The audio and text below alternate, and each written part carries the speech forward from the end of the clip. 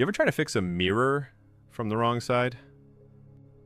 That's what most of us do with ourselves. We polish the reflection, forgetting it's the glass that carries the distortion.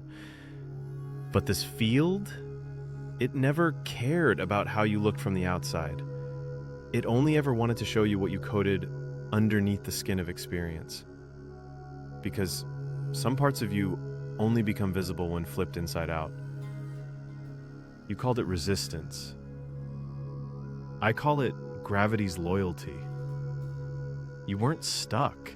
You were anchoring a soul version so far back in time it couldn't find the current you without a gravitational pull. That delay, that was your own star system refusing to leave one of its planets behind. You weren't late. You were lunar, syncing your tides to a rhythm only the soul could hear. Envy? That wasn't lack. That was a mirror vibrating off tempo, trying to get your attention.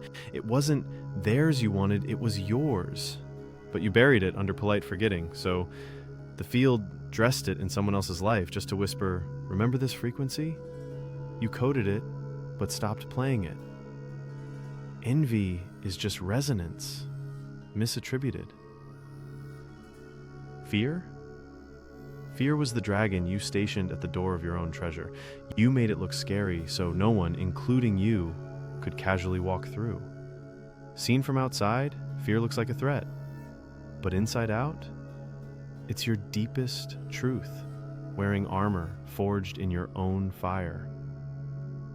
And those loops, those repeating timelines, that wasn't punishment, that was a turntable. You kept dropping the needle on the same vinyl until the melody cracked open and finally said your name. Every pattern was a prayer in a language you forgot you wrote. You weren't stuck.